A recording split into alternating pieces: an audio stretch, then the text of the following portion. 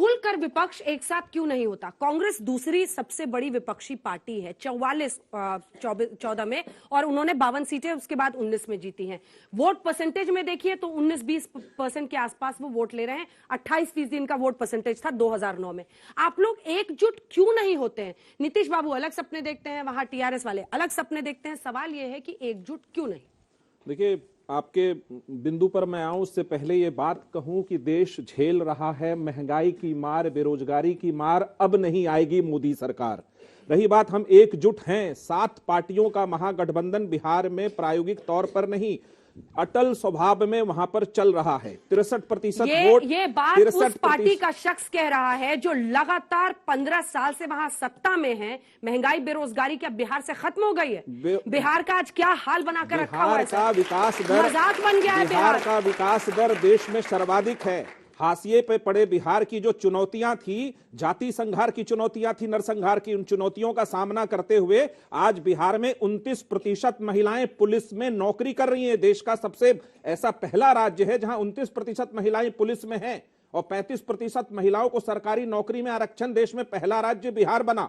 तो बिहार को आप नकारात्मक दृष्टिकोण से इस तरह ना देखें। उसके सीमित संसाधनों में आज 2 लाख करोड़ का बिहार का बजट है। मुख्यमंत्री अपना बिहार का बजट 2 लाख करोड़ का था। मेरे सवाल का जवाब दे दीजिए। बताइए। देखिए सर, जब नरेंद्र मोदी केंद्र में आए तो गुजरात मॉडल लेकर आए। नीतीश बाबू का मॉडल क्या है? क्या मुख्यमंत्री अपना सरकारी अस्पताल में इलाज करा सकते हैं? बिल्कुल करा सकते हैं, बिल्कुल करा सकते हैं। क्यों नहीं करा सकते? आप एक बात बताइए, इस देश का नहीं, एक सवाल और है, इस देश के कितने नेता सरकारी अस्पताल में इलाज कराते हैं? ये बात किसी से छिपा नहीं है। ये आपका जवाब।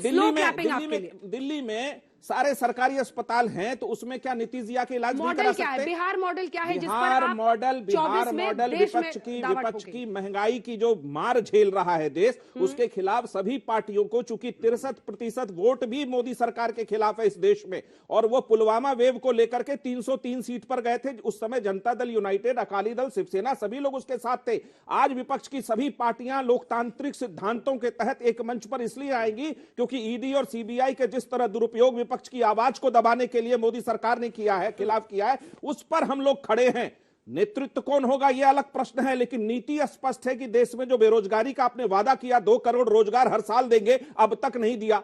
15 लाख कहा खाते में दे देंगे, वो भी नहीं दिया। जनधन खाता शुरू करने वाली ये सरकार आज बताए कि उस जन के खाते में कितना धन है। शून्य धन है उसमें, अंजना जी। उस चीज पर हम लड़ाई लड़ रहे हैं। सिद्धांतों और मूल्यों की लड़ाई है मोदी सरकार से, कोई वैमनस्यता की लड़ाई नहीं है। अगर देश में 10 बार सिलेंडर का दाम बढ़ जाए तो बताएं नरेंद्र मोदी जी इस देश की महिलाओं को क्या जवाब देंगे? और ये सरकार कहती थी कि बहुत हुआ महिलाओं पे वार। बताइए, पहलवान पर अब खतरा पैदा हो गया है। जो महिलाएं अंतर्राष्ट्रीय ओलंपिक में गोल्ड मेडल लेकर के आती हैं, उन पर वार हो रहा है और मोदी सरकार खामोश है। अब तक उसको नहीं हटाया गया है। उस कुश्ती संघ के महाध्यक्ष को 3 दिन बीत चुका है। तो महिलाओं की सुरक्षा से लेकर के संवैधानिक मूल्यों की सुरक्षा तक, और अल्पसंख्यकों की आवाज से लेकर दलितों की दबे कुचलों की आवाज तक, ये पूरा का पूरा 63% जो विपक्ष की आवाज है वो एक मंच पर खड़ा होगा। 400 दिन बचे हैं, इंतजार करिए। बजट सत्र आने वाला है, उसके बाद आपको धीरे धीरे सभी स्ट्रेटजी सामने आती दिखेंगी।